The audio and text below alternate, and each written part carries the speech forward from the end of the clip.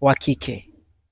Ndio niliyoiona hiyo na ninaijua, na ambayo ndo katika ndangu ambazo hata yule mzee alielekeza kwamba ni ndangu ambayo yani ukubali tu kulala katika nini, ukubali kulala katika usiku wa Jumamosi, kuna vitu fulani utavilalia, hautooza, hautopata ajali yoyote, hautopata ugumu wa aina yoyote.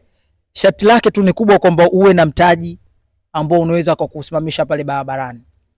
Uwe na mtaji wowote, kama ni 500,000, milioni, 600,000, si unanielewa? Ile jambo unalizungumza leo unauliza. Allahu Akbar. Basi anachukuliwa yule mbuzi mweusi, unaagizwa mbuzi mlete, unamleta mbuzi mweusi wa kike. Ukishamleta mbuzi mweusi wa kike, kuna vitu kidogo nitavificha hapa, sitavitaja katika mtandao kwa sababu watu wanapenda kujaribu kwa ukishakuja na ule mbuzi tayari, na hivyo vitu vyenyewe sio vitu vikubwa, ni vya kawaida tu ambavyo vinapatikana duka la dawa za asili. Unanunua tena havifiki shilingi 20,000, havifiki. Sasa wewe ambaye unaitaka hiyo ndangu ya pesa, maana yake ule usiku wa utaambiwa sasa uje katika usiku wa Ijumaa, usiku wa Jumamosi, usiku wa Jumamosi, Jumaa kuamkia Jumamosi, unakuja hapa kifana hapa kwangu kwa chef teacher, kwa yule mzee. Basi ukishafika saa 6 ya usiku wa Jumamosi, saa ngapi? Saa 6 ya usiku wa Jumamosi, anachukuliwa yule mbuzi, vinachukuliwa na vile vitu. Vikishachukuliwa vitu vyote vile, kwa yule mzee kulikuwa na kichuguu pembeni. Kichuguu nikisema kichuguu si unakijua? Basi mnakwenda katika kile kichuguu, lakini saa 6 ya usiku kuna maneno fulani anayazungumza, alafu ni ya Kiswahili. Kuna maneno fulani tu ya kawaida tu yanazungumzwa kuapisha wewe ili kukubaliana na ile jambo. Lakini hayo maneno ambayo yanazungumzwa pale ni yanazungumzwa mawasiliano kati ya wewe, yani ukutanishwe na yule kiumbe ambaye anataka kupa wewe hiyo pesa ya ndangu. Kwa hiyo kuna maneno yanasemwa katika usiku ule, yakishasemwa yale maneno, yule mbuzi anachinjwa. Sawa?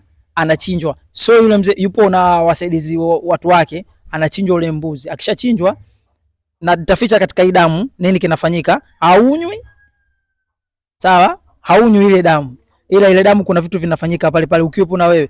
Na nakumbuka katika ile, au unavyojua mimi katika hiyo, maana yake na wewe mwenyewe unakuwa umevalishwa kaniki rubega. Unafunga hivi kaniki pap. Si mwandishi anaelewa? Kisha baada hapo ndo yanafanyika haya ya kufanyika. Kisha baada ya hapo, wewe mwandishi kama ndo umekuja kwangu, lazima uje na hela, pesa ambayo ya mtaji wa kwenda kuanzia pale katika ile biashara yako. Umeelewa vizuri mwandishi?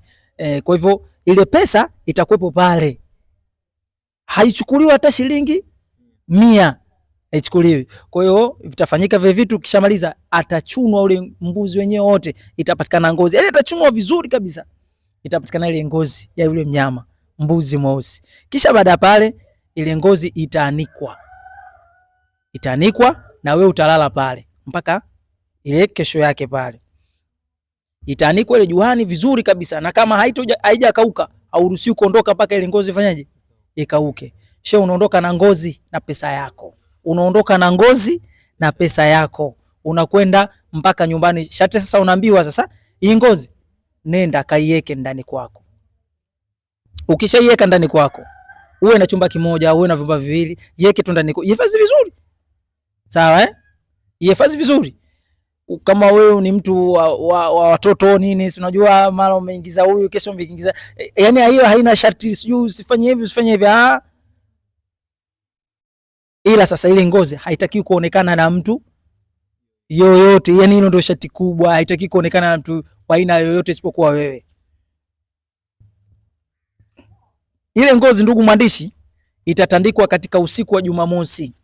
Itatandikwa katika usiku wa Jumamosi chini. Wewe siku hiyo ya Jumamosi utalalia katika ile ngozi.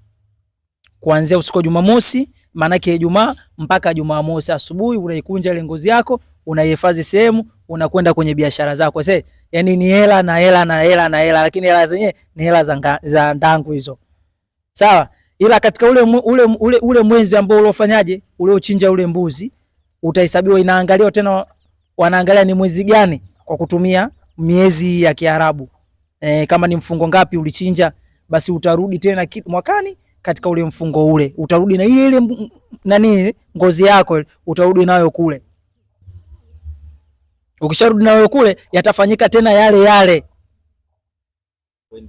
yani kuendeleza ile kafara ili mradi siweze kufa nguvu. Kwa hivyo mimi hiyo ndo ninafahamu ndangwa design hiyo ambayo ndo niloishuhudia mimi na nikaisoma mimi, na ndo ambayo haina masharti isipokuwa ukubali kulala kwenye ngozi ya mbuzi mweusi.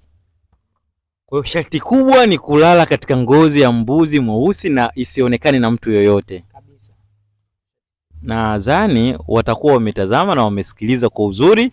Na unapatikanika wapi na namba zako za simu ili waweze kutafuta sasa mwenyewe wakihitaji hiyo ndangu? Bwana Jecha, kama ninavyosema mimi napatikana Kitonga hapa, Kitonga ya Mbande, Msongola. Unapanda gari Mbagara zinakuja Mbande, Msongola, Kitonga. Ukifika Kitonga, bodaboda yoyote ukimwambia nipeleke kwa Sharifu atakuleta, au kama wanahitaji namba basi namba wataichukua hapo. Nadhani namba utawekea namba zangu basi sawa. Tunashukuru sana. Allah. Wana ndangu hii safari.